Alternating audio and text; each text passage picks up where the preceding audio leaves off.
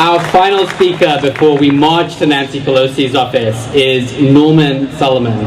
He's a prolific media critic, a journalist, and the founder of the Institute for Public Accuracy. He works and writes tirelessly for reliable, spin-free American media. You may have read one of his dozen books he's written in critique of media bias, war in Iraq, and corporate culture. He's also a long-time political activist, first coming under FBI scrutiny at the age of just 14, after picketing for desegregation in Maryland in the 1960s. As a high school senior, he drew further FBI surveillance for his efforts on behalf of the Student Alliance activist group, recently authoring an op-ed asserting that Bradley Manning deserves the Nobel Peace Prize. He's an outspoken champion of whistleblowers and a huge inspiration for activists everywhere. Please join me in welcoming to the stage Norman Solomon.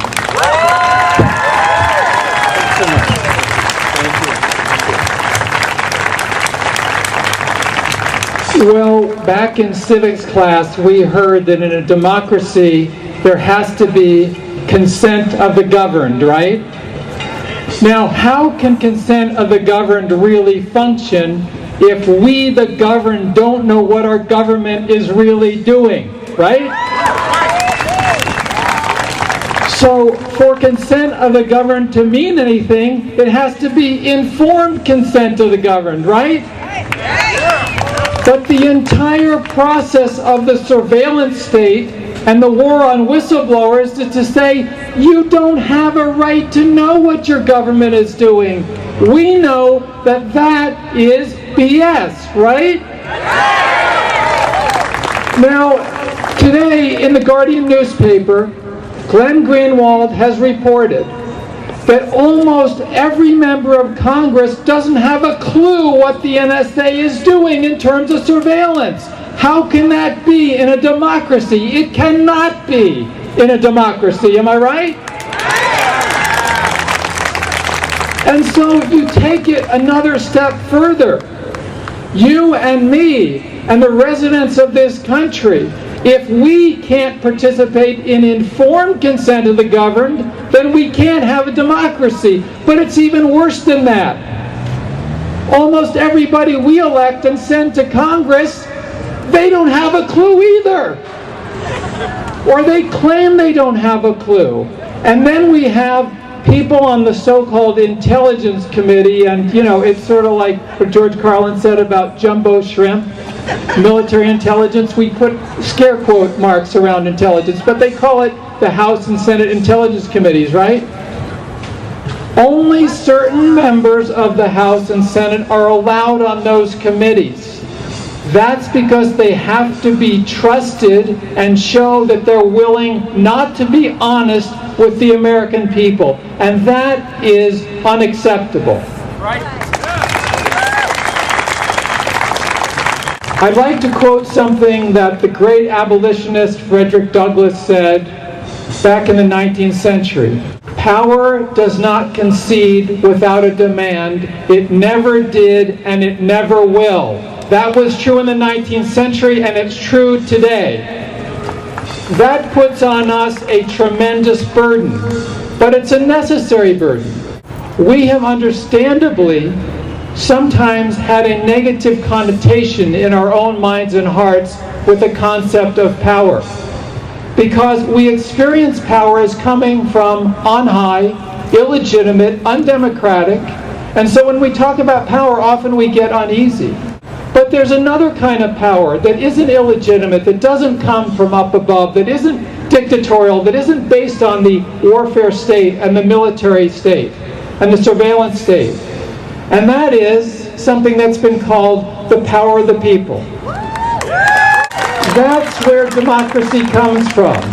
That's where our potential is, and that's why we and people around the country are rallying and protesting today to say we refuse to accept the surveillance state. So many people around this country understand today more than ever that the First Amendment, the Fourth Amendment, the Fifth Amendment are sacred, and we're not going to put up with our government trashing the Bill of Rights. People around this country understand that, but not not Nancy Pelosi.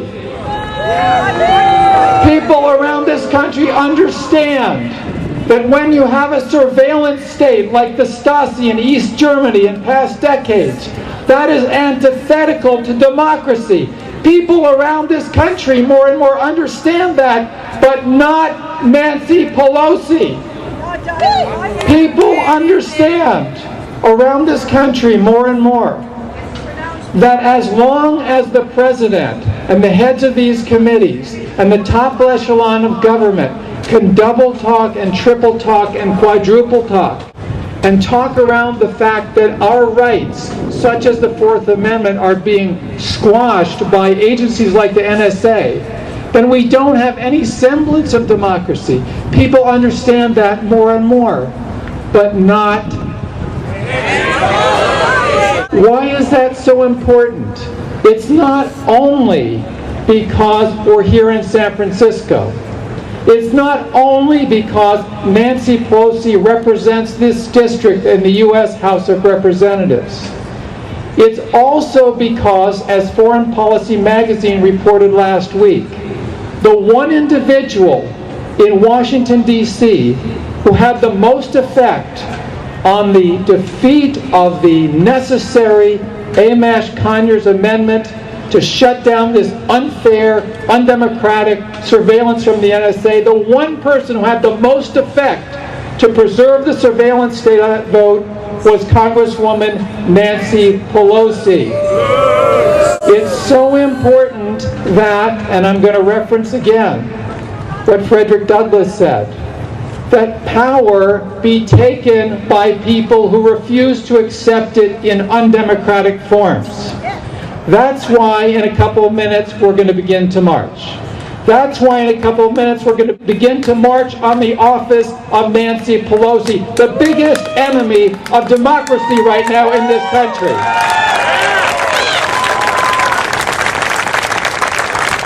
Now, sometimes, and this will be my closing thought to share with you today, sometimes people will tell us, you know, you just got to be in the streets. Forget about the elections. And other people will tell us, you just got to work on the elections. Forget about being in the streets. That's like saying, do you want to eat or do you want to drink? Do you want to breathe or do you want to sleep? It's absolutely essential to build our movement to protect the Bill of Rights, that we are in the streets and we are in the elections and we're struggling for power because that's essential for our futures.